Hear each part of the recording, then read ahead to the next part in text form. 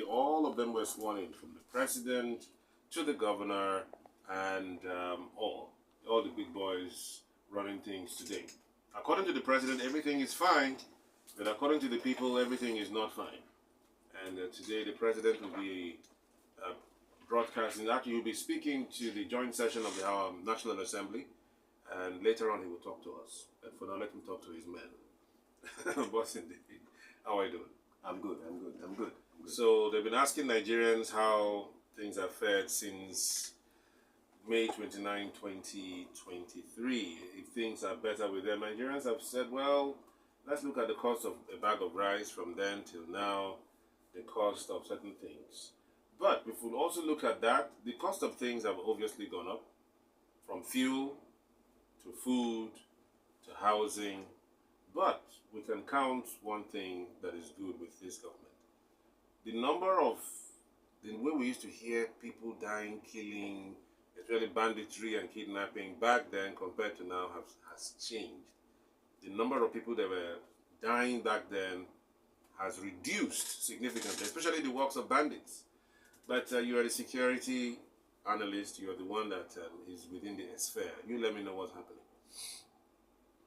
Well, sincerely speaking, I still maintain my stand. President Tinubu is going to do very well. Yes, he's not my friend. Yes. But he's our president. But he's the president of the Federal Republic of Nigeria and Commander-in-Chief of the Armed Forces. So you believe he'll do very well? Not just because he's in that position. I believe he will do very well. I believe we need him at this point in time. And I believe that at the end of his time, it will be better that we had him. That I certainly believe. But however, I'm not here to talk about basically his activities on today. My interest is to contribute my quota. To national building. Okay. And by the grace of God, I have a niche already given to me by God to contribute that. Okay. So what I'm saying is very simple. My interest is to contribute my quota to this country. Okay. And by so contribute my quota, I have a niche already that God has told me to focus on, which is basically security. So under national security, that's why I contribute my own niche to the country. So I'm not going to be talking about the president or the citizens. I'm going to be talking about my own way of contributing to this country. So when my own May 29th comes any day for people to talk about what we have been doing, they will be able to say that they were able to reach out to God. They were able to know God through us, and God saved them through what we told them. Okay. So basically, for me at this point in time, I think there is need for members of the public to have certain knowledge with regards to security. I want to be able to, as fast as I can, look at these two things within the limited time we have. Number one, I want to look at the issue of the rising form of harassment on young people again.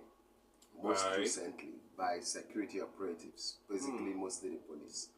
And we've had several complaints now.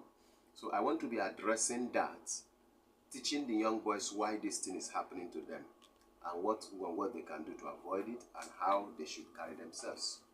Then secondly, I want to also address the issue of development in our country. Now let me start from the latter, which is the issue of development in our country. Look at the north. If they show you resorts we have in the north, you'll be very surprised. Sometimes when you see an advert on TV telling you that all these are destinations in Nigeria, you won't believe it. We have so many wonderful destinations in Nigeria where people can go for vacation and you feel like you're somewhere, one foreign country. I don't like mentioning their name again. You just feel wonderful. Okay, let's come down to the Niger Delta. We have Oloibiri, where oil was first discovered. These are monumental places. We in River State, almost all the riverine localities and communities, they have this wonderful beach that is so wonderful, that is better than Miami, better than the Bahamas somehow. You know why I say better than the Bahamas? Because Bahamas beach don't have grass by the side. But these beaches, they have a touch of rural, and then, so wonderful. If you see that their beaches, it's very fine, though it's most times unkept. Why? But nobody goes to these resorts to relax. Nobody goes there to do boat ride. Why?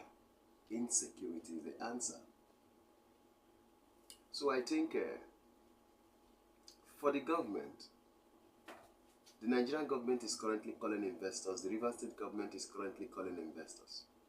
But when investors come here, where are they going to relax? If they finish working, it's not when they are working they spend the money. When they are working, it's only those that are working that will earn salary.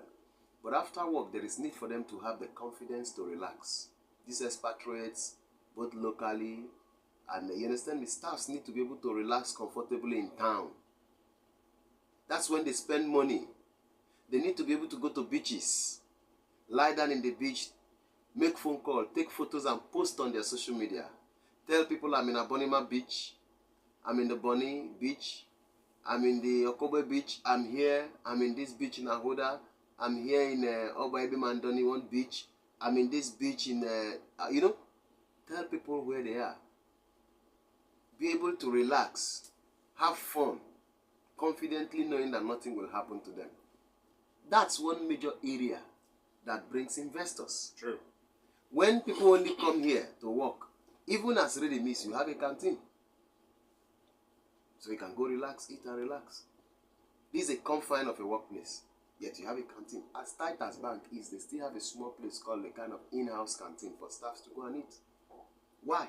There is need. So when we are calling for investors to come to Rivers State, to come to Nigeria, when it's time for them to relax, where do they need to go? And I tell you the truth, having armed men everywhere with guns, uniform, army men following somebody is not really comfortable.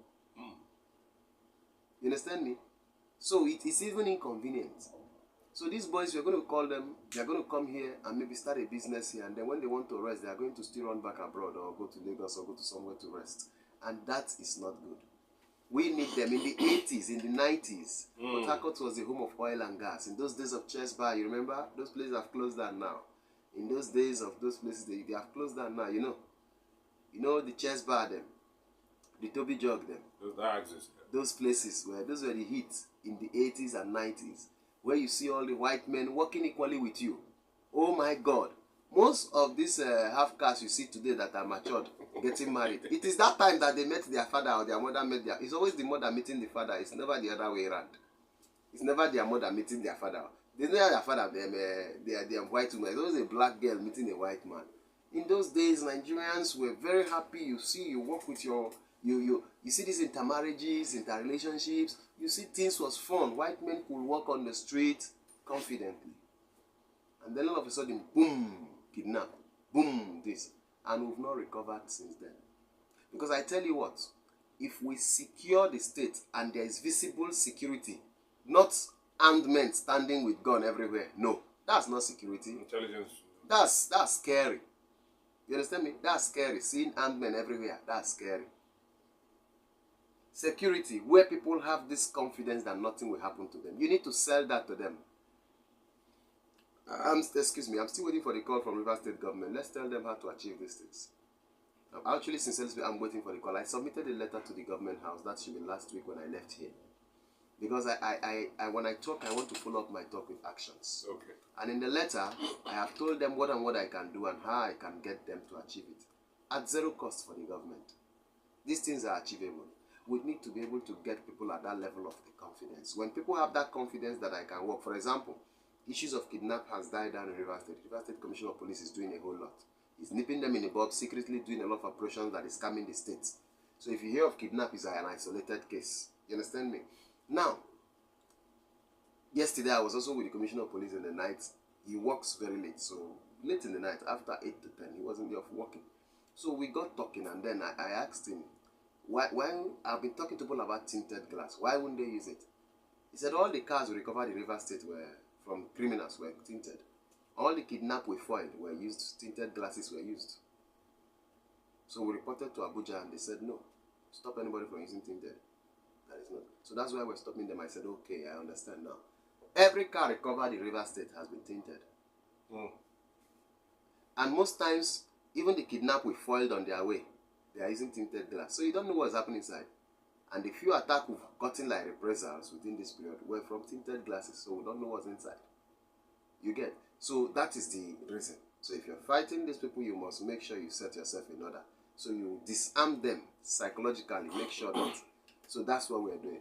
So I saw reasons with him. But the point now is That is very good. Now we need the government, want them to come in, because I so much believe in the current government in the state that they are going to do well.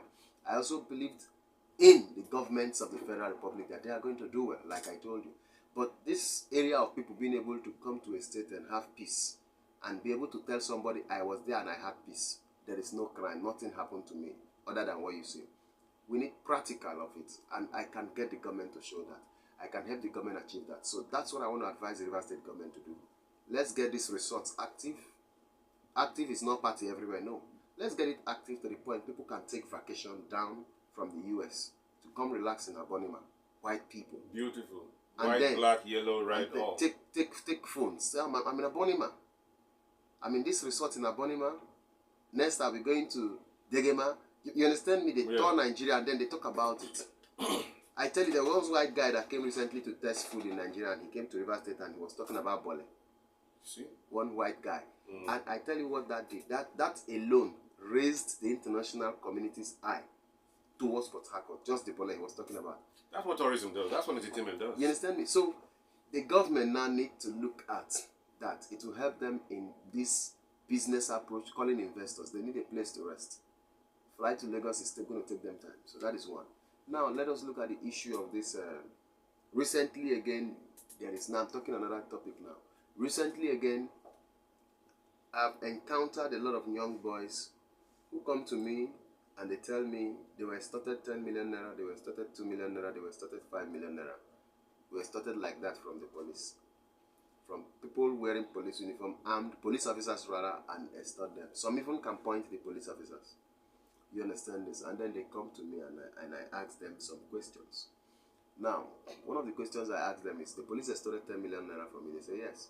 And I say, okay, so you are a young boy, 21. I know we have a lot of entrepreneurs in Nigeria now making millions. But can you tell me how you got 10 million naira